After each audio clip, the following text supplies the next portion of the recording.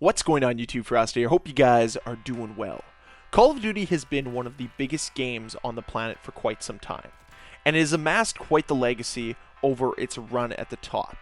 Now, as we've been covering its fall from grace, I think it's important to remember that Call of Duty used to be a fantastic franchise that pleased players from across the world, and grew quite a passionate community. Heck, you're sitting here watching a video talking about Call of Duty while Call of Duty plays in the background. There's very few games on this planet that would amass enough people to entice others to do this. Call of Duty is special. But that does not mean that Call of Duty makes smart decisions at every single turn. No, in fact, they love to make bad decisions. They love to add features only to later remove those features. Features that fans love, they adore, and they reminisce and remember very fondly. So with today's video, we're going to go back and we're going to look at some of the most fan favorite features that have been missing from Call of Duty for at least Modern Warfare 2, but in some cases for quite some time. So sit back, enjoy, and let me know what's one feature that you miss the most from Call of Duty. Starting this list off, we're going with Pro Perks. The first introduction to Pro Perks was in Modern Warfare 2. It was one of their big innovations, to allow players some type of challenge to accomplish to ensure that they were able to unlock an extra ability to every single perk in the game. In some cases, they allowed you to have greater bullet damage towards a vehicle. In other cases, it allowed you to aim down sight quicker, Sleight of Hand Pro. In other cases, allowed you to carry max amount of ammo. Looking at you, Scavenger. Or if you had the Ninja Pro perk, you had Silent Footsteps. Remember back in the day when Call of Duty used to have Silent Footsteps as a perk and not as some weird field upgrade? It's always been a weird decision. I don't know why they moved away from it. But that's neither here nor there. The main focus here is that they've gone away from Pro perks. They have not been in the game since Modern Warfare 3. That was the last time we had Pro perks in Call of Duty. And I'd love to see the return of it in either Modern Warfare 3 or in Call of Duty 2024. I think it's time for Pro Perks to make a return.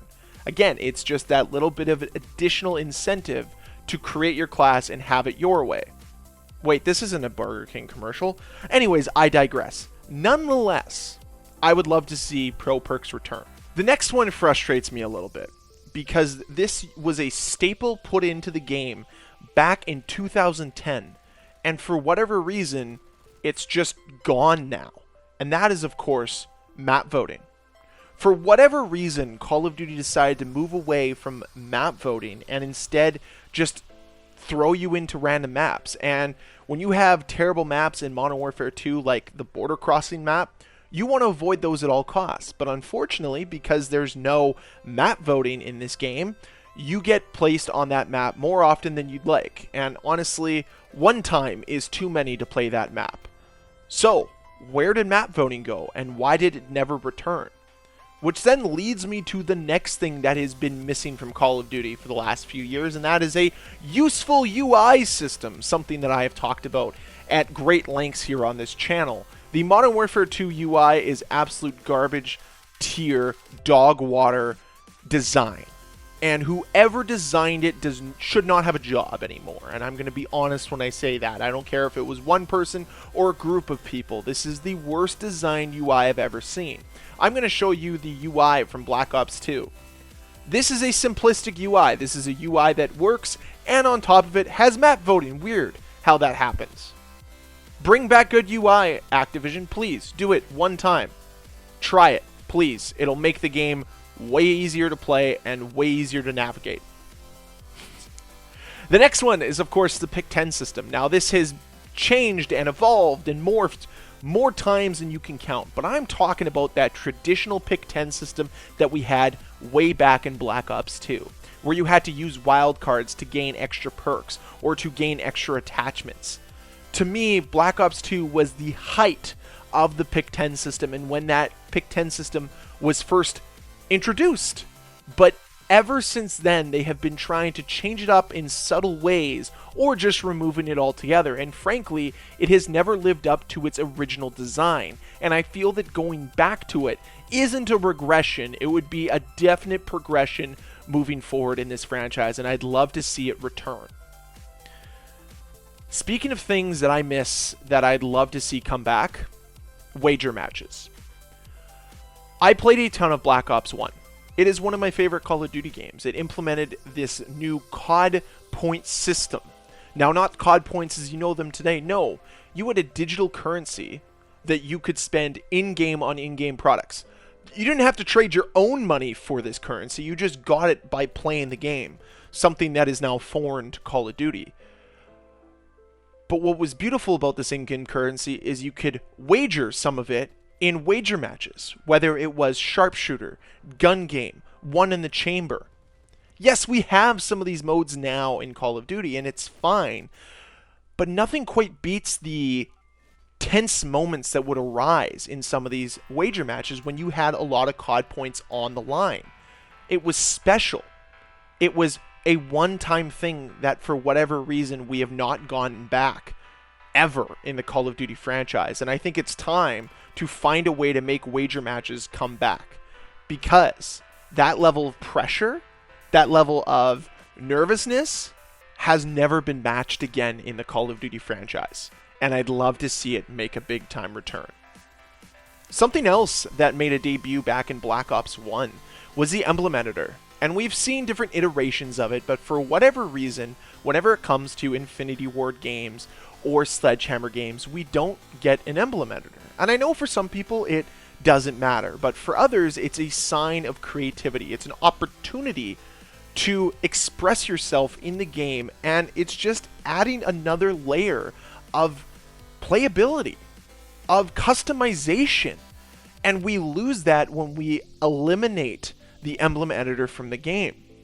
It's disappointing that we've moved away from it, because it adds that extra layer of depth and personalization to your own player. And unlike your character skin, you can actually see the emblem because you paste it right onto your gun. You see it every time you log into the lobby or to the game. And I think that matters, and I think that gives you a sense of pride in something you've been able to create. Yes, some of the creations are crass, but that's part of allowing people to have an opportunity to express themselves, whether it's a bunch of images of sexual organs or if it's just a nice drawing or something creative. Who cares? It's all for the fun of it. Allow people to have a little bit of fun. That's what the Emblem Editor was allowing people to have. Another layer of fun that people could have, and something that I'd love to see evolve over time, is a theater in Call of Duty. Yes, we've seen it in every Treyarch title since Black Ops 1, but it has never really truly evolved into something special, a tool that the Call of Duty community can take hold of and actually evolve themselves and create some pretty special projects because of it. I'd love to see them dive deeper into the theater, whether it's in Call of Duty 2023 or Call of Duty 2024. I think it would give the community an opportunity to have something special, because the community could leverage its creativity into something bigger than just in-game content. And now we move into the honorable mention section. And this is destructive environments and map changing. I'm just kidding. Nobody wants those back. Those were ridiculous. Remember back in Call of Duty Ghosts when they introduced destructible environments and introduced maps that changed? Well, the concept is interesting. The execution of it just wasn't very good. Remember Freefall? Remember that map? It wasn't great. It was just one of those ideas that they threw a dart at a dartboard and it just didn't work out. Would I like to see Call of Duty revisited in the future? Probably not, no. If I'm going to be completely honest. I'd rather they stick to the arcade style shooter and try to perfect that. Work on what works for them instead of trying to branch off into these secondary features that are stolen from other games. Because let's be honest here, those other games have mastered those features and they work so well on their titles that porting them over to Call of Duty seems a little weird in comparison. Now, if I'm going to be honest though, Specialists could come back. I'd be okay if Specialists came back. They weren't perfect, but I thought that Treyarch introduced them in a way that they weren't too intrusive into the overall flow of a game. and I thought they were able to allow it to complement the gameplay in a lot of instances. So I wouldn't be super upset if they came back, but that's definitely not a feature that I'm saying the fans want back right now.